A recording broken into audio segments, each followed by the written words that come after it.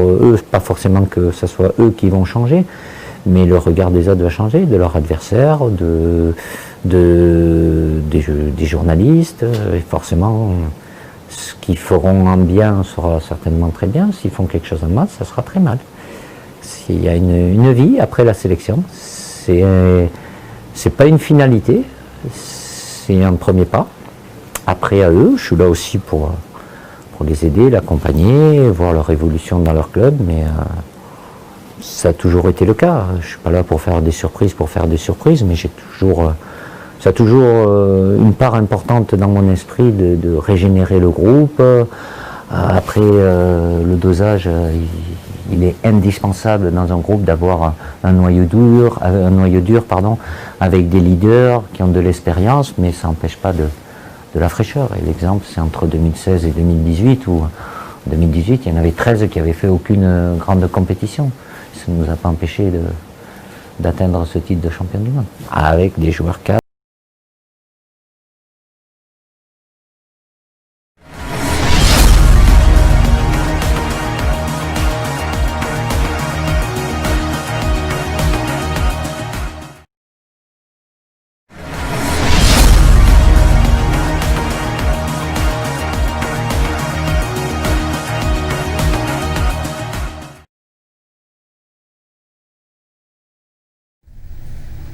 Eh bien, c'était là Didier Deschamps qui s'est exprimé par rapport à la convocation d'Eduardo Camavinga, des Dayot et pourquoi pas des Oussem. Alors nous allons changer de chapitre, nous allons quitter bien évidemment cette affaire des Bleus, nous allons prendre déjà notre invité spécial. On l'a annoncé, il s'agit d'Anthony Pla, il est en direct d'Irlande, alors je ne sais pas s'il est déjà en ligne.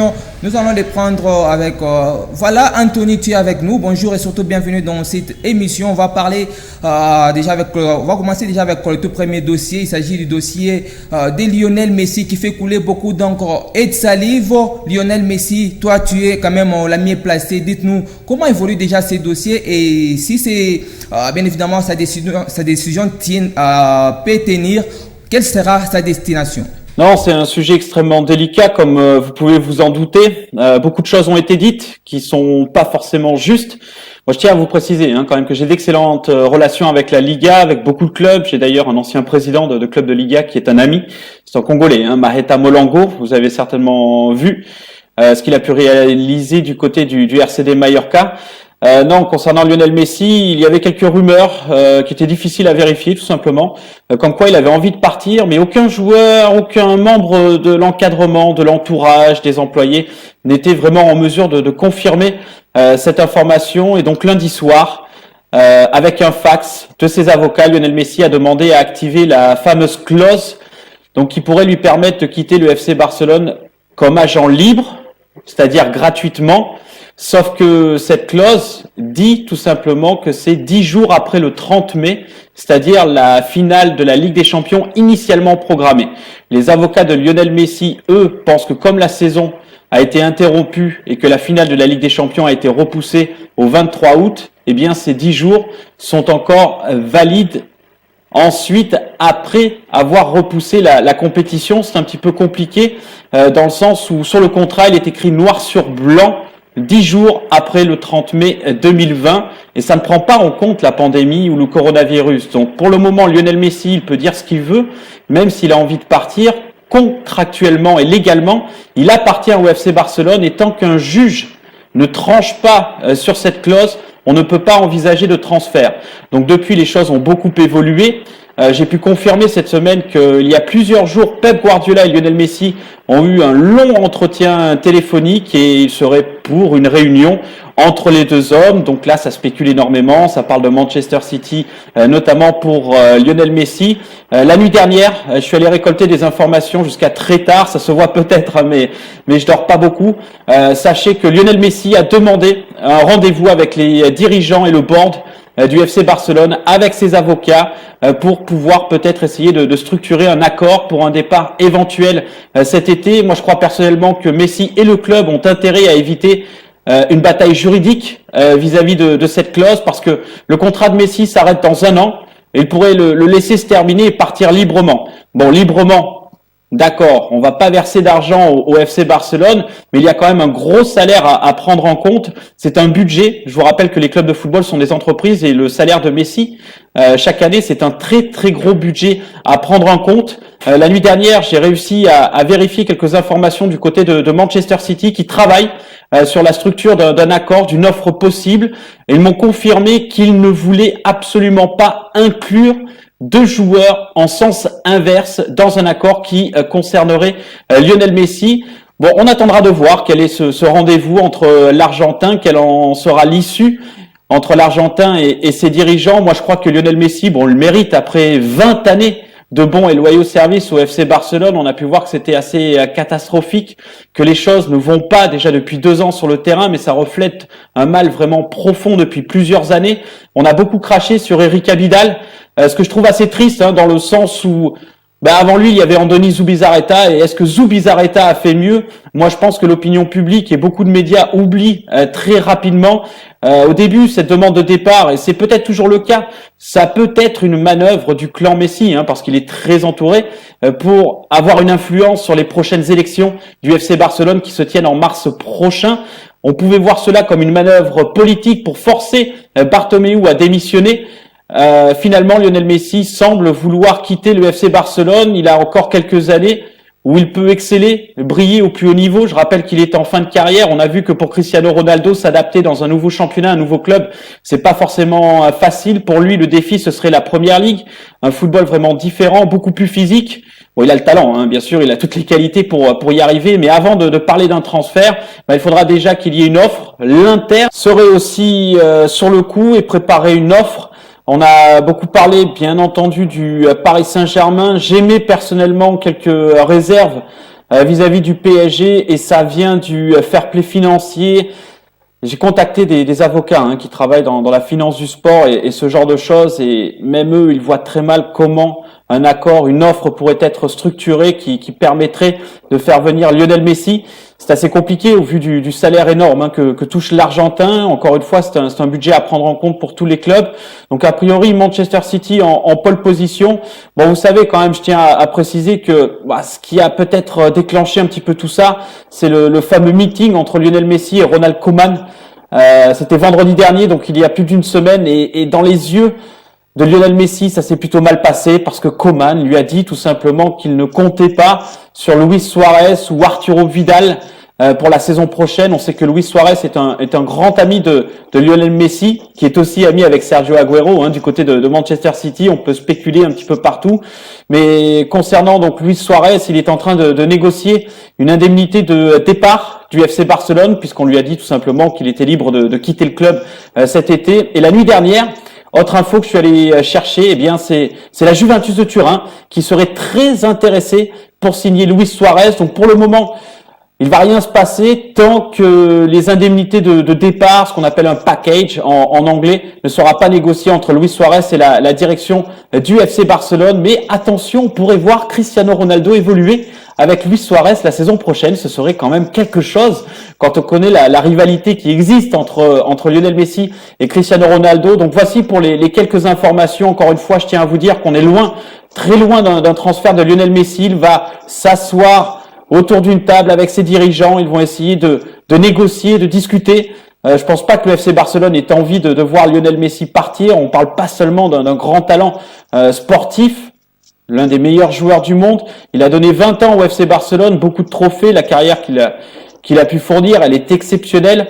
Mais le FC Barcelone risque de perdre énormément de contrats en termes de sponsoring avec l'image de Lionel Messi. C'est un petit peu comme quand Neymar était parti, les contrats de sponsoring sont partis ailleurs. Ça fait beaucoup d'argent. Il y a beaucoup d'enjeux pour le FC Barcelone qui a des difficultés financières, ne l'oubliez pas. Donc voilà pour les actualités qui concernent Lionel Messi et Luis Suarez.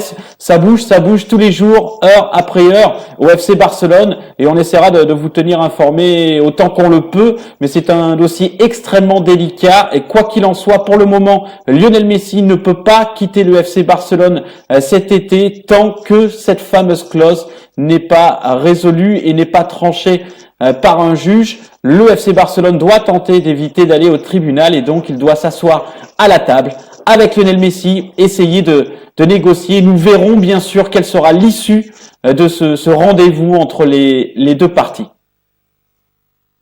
Ah oui, Anthony Pla, nous continuons avec toi et surtout nous allons quand même te garder avant bien évidemment de prendre cet élément parce que nous parlons de Lionel Messi en Espagne. Ça brille en tout cas parce que les supporters du FC Barcelone ont essayé quand même d'entrer bien évidemment dans les Camp Nou en réclamant bien évidemment la démission du président Joseph Bartomeu. Alors nous allons d'abord regarder Anthony Pla, nous allons revenir à toi juste après.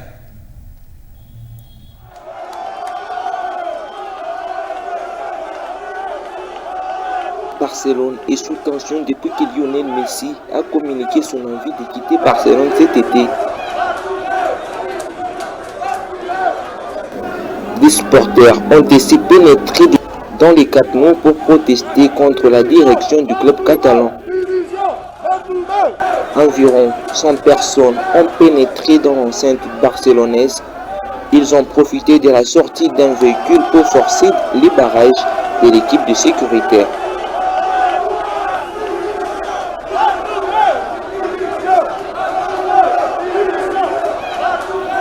La police a dû intervenir, il n'y a pas eu d'accident à signaler.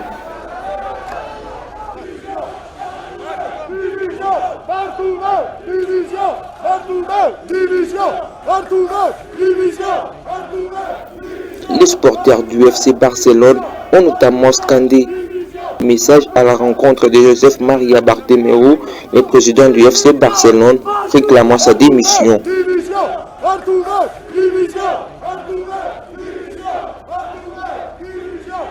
Celui-ci n'était pas présent a priori. Bartomeu était au Camp Nou au début d'après-midi pour la présentation de la recrue Francisco Tricao, mais il aurait quitté le stade avant le début des incidents survenus dans la soirée.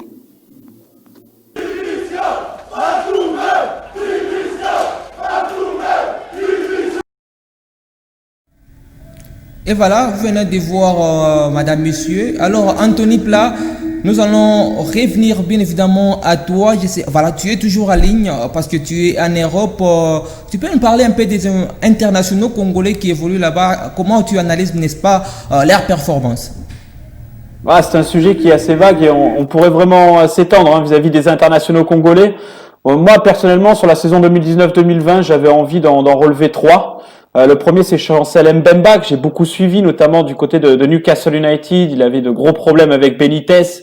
Beaucoup ont critiqué Benitez, mais Mbemba aussi parfois ne respectait pas toujours les consignes. En tout cas, c'est ce qu'on m'avait expliqué à l'époque. Une première saison aussi au FC Porto qui a été difficile pour le Léopard. Cette saison, il a vraiment été énorme avec des trophées et il a eu beaucoup de temps de jeu. Ça fait vraiment énormément plaisir de voir Chancel Mbemba renouer avec son meilleur niveau. Le deuxième, c'est Dieu merci Mbokani. Bon, certes, il joue plus avec la sélection nationale avec les Léopards, mais meilleur buteur du championnat de Belgique. Une saison exceptionnelle à 35 ans avec Laszlo Bologna, un coach qui a une tactique assez dure sur l'homme. On défend très bas, beaucoup de contacts, beaucoup de physique. Et puis des contre-attaques. Et là, dans un système comme ça, on a besoin d'un garçon capable d'être servi, d'être utilisé comme relais, de se retourner, de servir un ballon propre pour des ailiers qui vont vite, ou même aller vite soi-même pour aller chercher la finition de l'action et marquer le but. Et ça, Dieu merci, Mbokani l'a beaucoup fait. Moi, j'avais envie de lui mettre un gros plus sur la saison 2019-2020 parce qu'il nous a vraiment fait plaisir avec le soulier d'ébène pour le récompenser, le titre de meilleur joueur africain du championnat belge, ce n'est pas rien. Et un autre, donc le dernier, c'est Nisken Skebano. Nisken Skebano qui avait très peu joué avant la pandémie, qui ensuite a eu 5 titularisations avec Fulham après la pandémie. Il a été énorme, il a beaucoup marqué, il a quasiment à lui seul fait gagner la montée via les playoffs de Fulham en Première Ligue. Il a d'ailleurs gagné aussi une prolongation de contrat. Donc pour moi, voilà, ce sont les joueurs congolais qui se dégagent un petit peu sur les championnats que j'ai suivis, que j'ai commenté à la télévision, parce que j'ai que 2 yeux, on peut pas être partout. Mais oui, Mbemba, Mbokani et Kebano, c'est mon top 3 pour cette saison 2019-2020. Ah oui, Anthony Pla, moi j'ai beaucoup aimé la prestation, encore ses parcours bien évidemment de Chancel Mbemba, lui qui joue au Porto. Alors Anthony Pla, on va parler du Mercato. Aujourd'hui tu es à l'honneur en te donnant bien évidemment l'opportunité de nous donner quelques informations sur le Mercato en Europe. Ah, des infos Mercato, il y en a beaucoup et moi je vais vous dire, mon téléphone, mon email, enfin toutes mes sources de contacts sont en train d'exploser. D'ailleurs, si j'ai des fans dans votre région, je vous excuse, enfin, je vous demande de m'excuser parce que je peux pas toujours répondre aux messages sur Internet. C'est quand même assez effrayant. Non, aujourd'hui, ce matin, c'est Rodrigo du FC Valence qui a signé pour Leeds United, club promu en Première Ligue avec Marcelo Bielsa. Ça, moi, j'attends ça avec beaucoup d'impatience. Hein. C'est un club que je connais assez bien. Il y a Thiago Silva, donc qui est arrivé en Angleterre hier. Donc là, il va s'isoler pendant 14 jours, hein, puisqu'il vient hors du Royaume-Uni. Donc il doit s'isoler avant de rejoindre Frank Lampard. Je pense que c'est une très bonne recrue pour Chelsea qui les enchaîne. Hein. Il y a eu Ben Chilwell. L'arrière gauche, il y a eu Malang Sarr depuis l'OGC Nice, mais lui passera la saison prochaine en prêt. On ne connaît pas encore la destination. Chelsea va boucler bientôt Kai Havertz. On parle de 90 millions de livres sterling, donc une bonne centaine de millions d'euros pour le joueur du Bayer Leverkusen.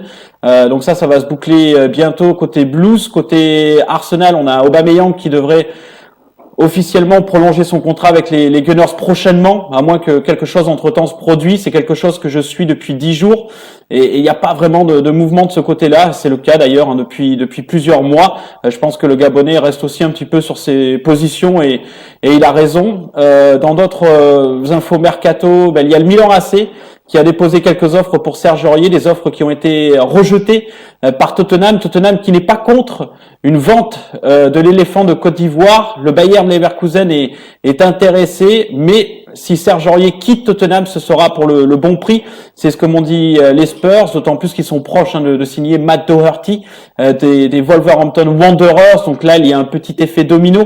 Il y a des choses qui dépendent de beaucoup d'autres. Il y a des joueurs, vous m'avez entendu sur Fox Sports, hein, beaucoup, qu'on a suivi, notamment en League One en Angleterre, en Championship ou dans le championnat d'Écosse, un Ivoirien, un défenseur central capable d'évoluer aussi à droite, Cédric Kipré, un jeune qui a beaucoup de talent, qui évoluait à Motherwell en Écosse, qui est passé aussi par Wigan Athletic en League One et en Championship. Il est recruté donc par West Bromwich Albion, club promu en Première Ligue, et là on a un très très gros talent. Et bien sûr le Super Eagle nigérian de 22 ans, Eberechi Eze, qui évoluait au Queen's Park Rangers. Moi j'ai commenté des matchs de lui où il gagnait les rencontres à lui seul. Un milieu gauche assez polyvalent, qui est très à l'aise à gauche et à droite. Aussi créatif que finisseur, beaucoup de talent pour Eberechi Eze, qui rejoint donc, c'est officiel, ça a été officialisé hier, la formation de Crystal Palace. Et donc la grosse info, on va dire, du jour, c'est bien sûr la Juventus de Turin qui est intéressée pour signer Luis Suarez, qui doit, je le rappelle, négocier ses indemnités de départ avec la direction du FC Barcelone, mais ça va encore évoluer tout au long de la journée. Beaucoup de rumeurs, beaucoup de spéculations. Moi, je peux pas toujours tout vérifier, donc j'en ai vérifié quelques-unes et je me suis permis de vous les donner aujourd'hui. Oui, Anthony Pla, vous êtes toujours en direct de cette émission Grand Camp parce que nous parlons du Mercato. Vous allez en tout cas souffrir. Nous allons d'abord prendre cette vidéo qui va également nous retracer différents transferts en ce qui concerne le Mercato en Europe. Les dernières infos de l'affaire Messi en Catalogne, la star du Barça réfléchit à la meilleure stratégie pour parvenir à ses fins, à savoir négocier un départ du FC Barcelone. L'Argentin ira-t-il jusqu'au clash pour faire céder le club Blaugrana? Une chose est sûre, un premier indice devrait arriver rapidement puisque le joueur est attendu dimanche au centre d'entraînement du club pour effectuer des tests Covid avant la reprise lundi de l'entraînement avec le groupe. Selon certaines sources en provenance de Catalogne, Messi envisagerait de ne pas s'y rendre pour forcer son départ lors du Mercato. En Catalogne, le moindre indice est scruté de près. Une photo de Pep Guardiola postée dans la nuit de vendredi à samedi laisse penser que le technicien de Manchester City se trouve à Barcelone actuellement. Il n'en fallait pas plus pour alimenter la rumeur d'une rencontre entre Messi et le coach de Manchester City. De son côté, le PSG n'est pas à enterrer dans ce dossier, bien au contraire. Messi serait même emballé à l'idée d'évoluer dans la capitale française et en aurait fait part à André Di Maria et Neymar lors de conversations téléphoniques. On sait que les deux Parisiens sont très proches de Messi et il pourrait représenter un atout de choix pour attirer l'Argentin. Par ailleurs, la Juve aurait effectué une approche discrète pour sonder l'entourage de la star du Barça selon l'équipe. Même si Manchester City reste le grand favori dans la course au sextuple Ballon d'Or, la vieille dame se prend à rêver d'un duo Cristiano Ronaldo-Lionel Messi en attaque. Les autres infos et rumeurs du mercato, cette fois c'est officiel. Partie libre du PSG, Thiago Silva s'est engagé en faveur de Chelsea. Le Brésilien a signé un contrat d'une saison plus une en option et va donc découvrir la Première Ligue à bientôt 36 ans. Du côté du Barça, les dirigeants travaillent sur l'arrivée de renforts offensifs et selon Le Mundo Deportivo, Sadio Mané serait dans le viseur du club catalan.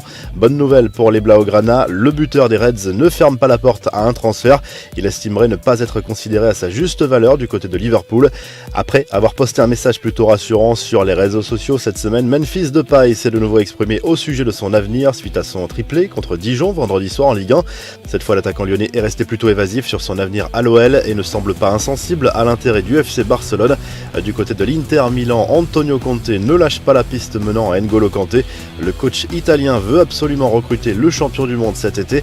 À en croire la Gazzetta dello Sport, une offre de 50 millions d'euros est à l'étude, même si l'Inter garde un œil également sur Tanguy Ndombele. Enfin, la réponse très cash d'André Villas-Boas au sujet de Kostas Mitroglou. On a déjà eu cette conversation, il est réintégré pour s'entraîner parfois avec nous. Je ne compte pas sur lui, je l'aime bien, il m'a dit que j'étais l'unique Portugais avec qui il n'avait pas une bonne relation. On cherche un attaquant et ce ne sera pas lui, a confié le technicien olympien en conférence de presse. Les infos en bref, Nabil Fekir rappelé en équipe de France, l'ancien lyonnais qui sort d'une saison en demi-teinte avec le Betis Séville a été convoqué par Didier Deschamps pour remplacer Oussem Aouar, testé positif au coronavirus. Les Bleus affronteront la Suède puis la Croatie les 5 et 8 septembre. Les débuts canons de Victor Osimhen au Napoli, acheté près de 80 millions d'euros à Lille. L'attaquant nigérian s'est offert un triplé en seulement 8 minutes contre les amateurs de l'Aquila. Il faudra attendre un peu pour juger son intégration au vu de la faiblesse de l'adversaire, mais ses débuts sont plutôt prometteurs. Enfin, la mise au point de Bernard Tapie, interrogé sur son état de santé après la boulette de la chaîne L'équipe qui a annoncé sa mort par erreur avant de se corriger rapidement. Rassurez-vous, ça va aller, a lâché l'ancien président de l'OM qui s'est permis de tacler au passage le PSG au sujet de sa performance en finale de la Ligue des Champions contre le Bayern. La revue de presse direction l'Espagne où le Mundo Deportivo suit les moindres détails à propos de l'avenir de Lionel Messi. L'Argentin a demandé à rencontrer son président pour clarifier la situation. Bartomeu, lui, ne veut pas rester dans les mémoires comme le dirigeant qui aura laissé partir Messi. Le quotidien Sport confirme l'information sur la réunion entre le clan Messi et sa direction. Le club catalan s'en remet à la fameuse clause libératoire de 700 millions d'euros alors que le joueur a l'intention de négocier son départ. En Italie, Tuttosport affirme que la Juve pourrait tenter sa chance avec Luis Suarez. Comme Edin Dzeko, le buteur uruguayen a un profil qui séduit la vieille dame, même si son salaire est un frein à une éventuelle arrivée en Serie A. Enfin, la Gazzetta dello Sport parle du mercato et affirme que l'AC Milan pourrait griller l'Inter dans le dossier de Sandro Tonali. Par ailleurs, les Rossoneri sont proches d'un accord avec Brahim Diaz qui appartient au Real. C'était là les journaux du Mercato. On vous a donné les informations sur le Mercato. Alors, Anthony Plat, tu es toujours en direct. L'État nous presse malheureusement. Te disons merci à vous parce que vous avez accepté de participer dans cette émission Grand Camp. Merci à vous et je vous souhaite à toutes et à tous un excellent week-end.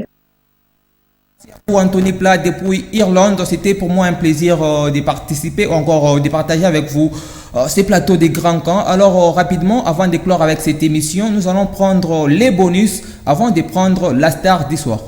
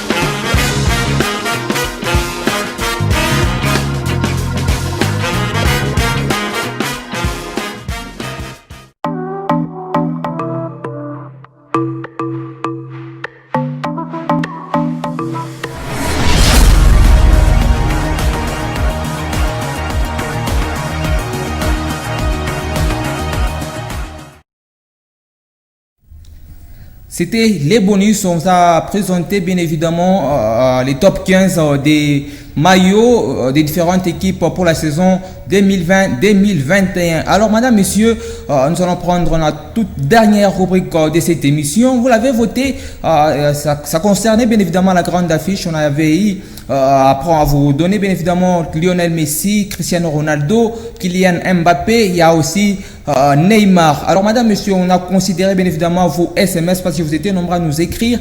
Alors Tanguy Songo, parce que c'est toi qui lisais déjà les SMS, dites-nous, c'est qui la star du soir?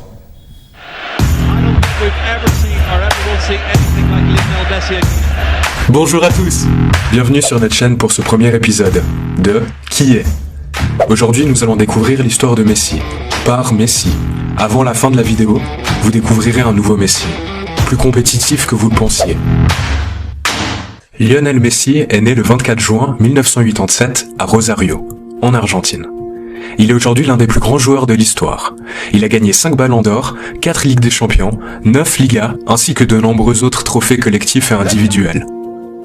Nous pouvons remarquer dans cette interview avec un journaliste argentin qu'enfant, il jouait qu'à un seul jeu, le football. J'ai une question.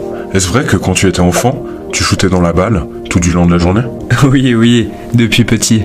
J'étais toute la journée avec une balle au pied, je n'aimais rien d'autre. Je n'avais pas l'habitude de jouer avec des jouets ou à la PlayStation. Il avait un amour pour le football très tôt, et il l'a toujours assumé, en jouant jour et nuit. Enfin, ce n'est peut-être que pure légende. Qui t'a appris à jouer au football quand tu étais jeune, Messi ? J'en sais rien. La vérité, c'est que j'ai commencé à shooter dans un ballon quand j'avais 3 ou 4 ans. J'étais dehors et je jouais. Et je viens aussi d'une famille qui aime le football. J'avais un plus grand frère qui jouait aussi, mais j'ai pris ce chemin par moi-même. Après, j'ai rejoint une équipe et j'ai appris beaucoup de choses, mais j'aime déjà le football depuis tout petit. Il aimait le football et cette passion l'amena à jouer pour un club de sa ville natale. Il fut vite remarqué par ses feintes, sa percussion, sa vitesse et son agilité avec la balle. Malgré toutes ses qualités, un obstacle s'est dressé sur son chemin. Et il dut partir en Espagne avec son père, laissant le reste de la famille en Argentine. Oui, en vrai oui, c'était un grand changement pour moi. Et j'ai laissé beaucoup de choses derrière moi aussi. C'était difficile car je n'avais pas la possibilité de, comme les autres enfants de la Masia qui vivaient près de Barcelone, de visiter ma famille. Je les voyais une fois, peut-être 2 par an. Et c'était vraiment difficile. Non, il n'est pas parti en Espagne par plaisir comme vous pouvez le constater. C'était l'un des seuls clubs à accepter de reprendre à leur charge les frais de traitement pour son problème de croissance. Voici un extrait de Messi faisant mention de son traitement à la Masia, formation du FC Barcelone. Alors oui, j'ai eu un problème de croissance et mes hormones étaient endormies. C'est pour cela que tu ne grandissais pas alors ? Oui, j'allais grandir mais vraiment lentement. Alors j'ai dû prendre ce traitement. Chaque jour, je devais faire une injection dans mes jambes. Tous les jours.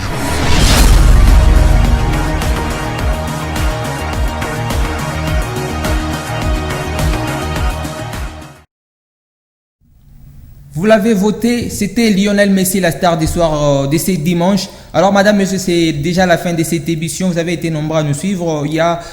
J'aimerais bien évidemment répondre à une question d'un téléspectateur.